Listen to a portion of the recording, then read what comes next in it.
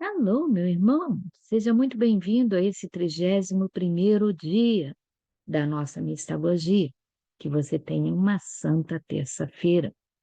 Estamos nessa quinta semana da nossa mistagogia na companhia de Santo Agostinho. Vamos ver então o que ele nos reservou para o dia de hoje.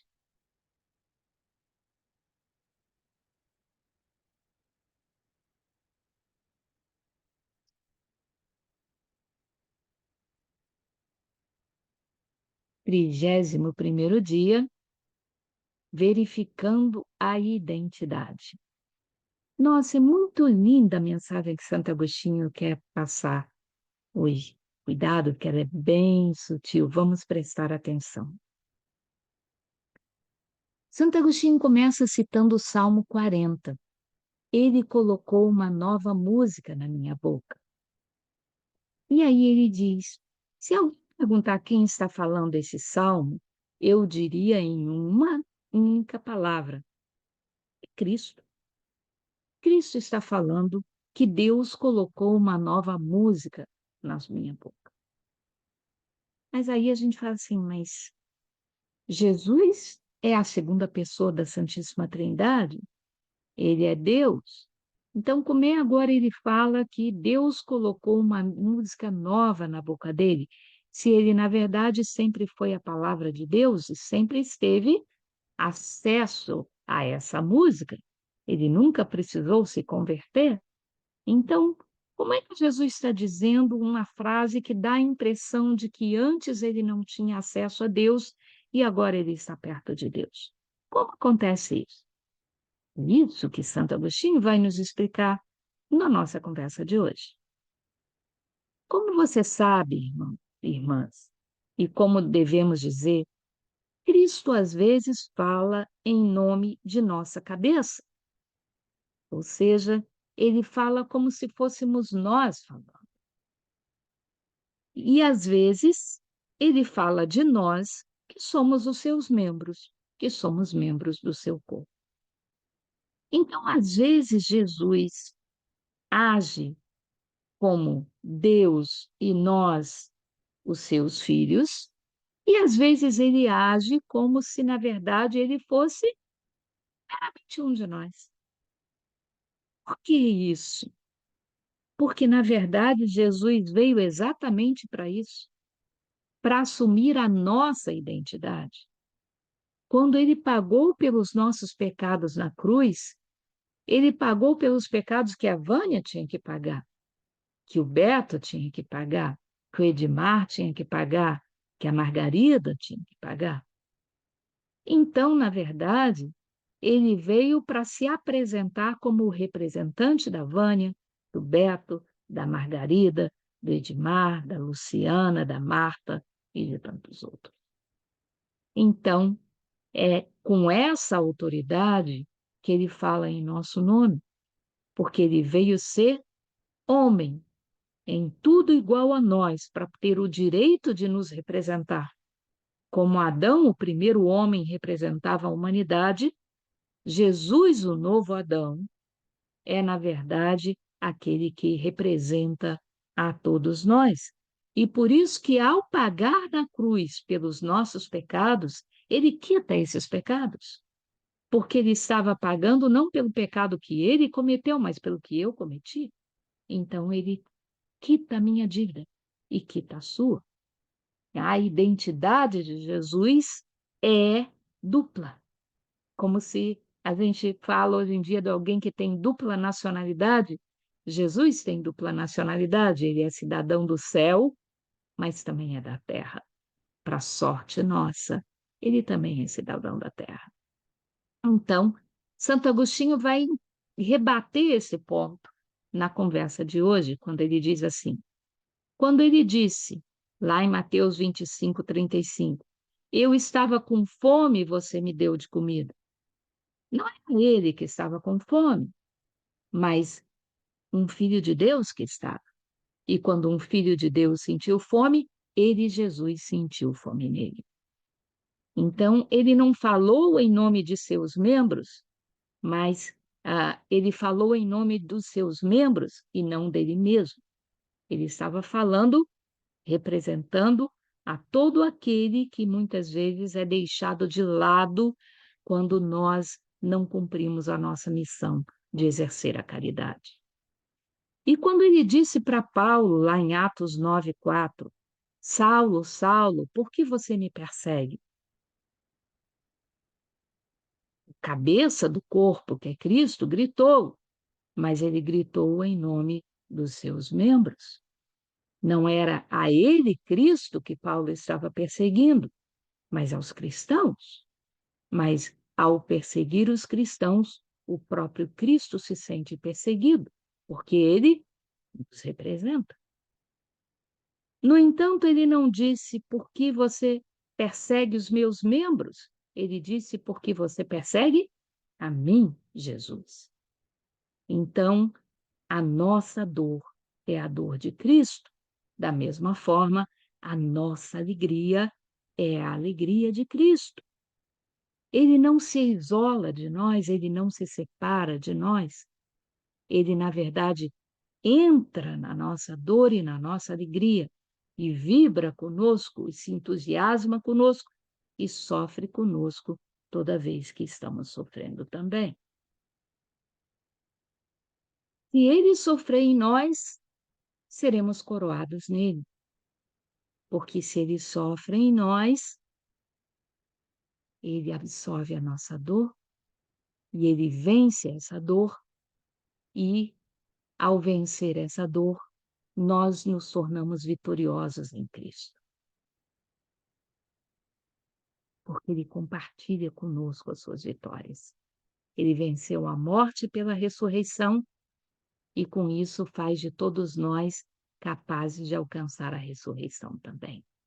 Então, aquilo que Jesus sofre, ele vence, e ao vencer, ele compartilha conosco a vitória.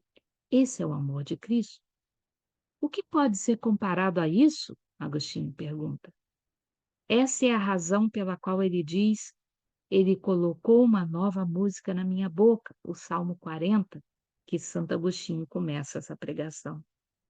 Ele fala em nome dos seus membros, da alegria que nós temos quando antes éramos criaturas que vagavam no escuro e de repente encontramos a luz que é Cristo nas nossas vidas. Nosso coração se enche de alegria, nossa alma canta e vibra de louvor. A carta aos Hebreus diz no capítulo 10 que um corpo Jesus preparou para nós. Estamos nesse corpo, somos participantes desse corpo, que é a igreja. Sabemos o que recebemos. Um corpo foi aperfeiçoado para nós. Agora, pela nossa conversão, nós temos que nos aperfeiçoar para esse corpo. Por quê? Porque não queremos ser um olho doente no corpo de Cristo. Queremos ser um olho são.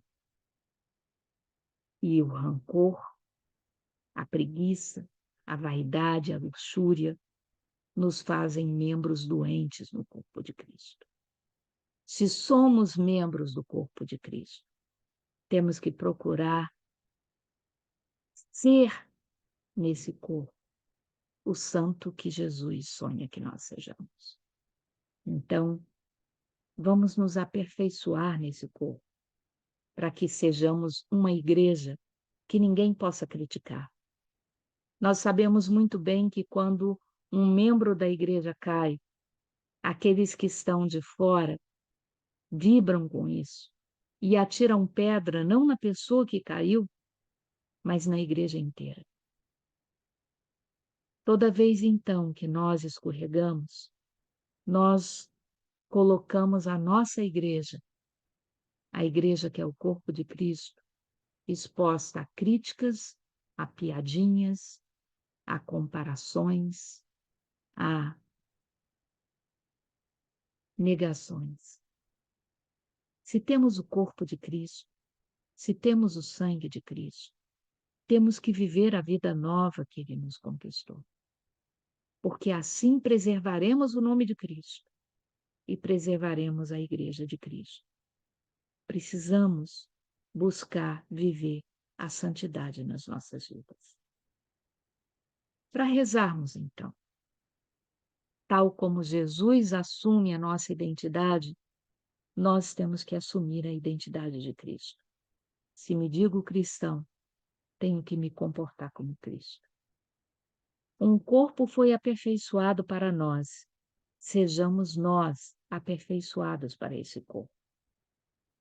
Se ele sofrer em nós, ele vence o motivo da nossa dor e nós nos beneficiamos dessa vitória, seremos coroados nele. Se tivermos uma nova vida, cantamos uma nova música de louvor ao nosso Deus.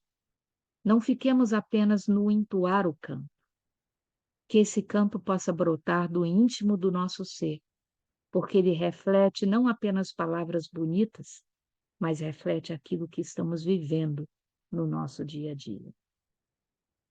Para guardar no coração, o que pode ser comparado com o amor de Cristo? Nem beleza, nem fama, nem riqueza, nem sucesso, nem tesouros. Todas essas coisas são passageiras. O amor de Cristo é o que merece tudo de mim.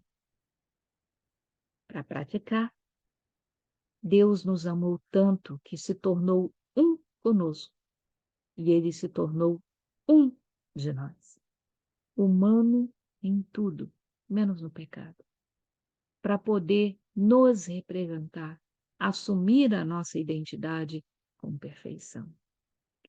Ele se identificou com sua igreja em todos os lugares e em todas as idades e fez de nós um pão e um corpo.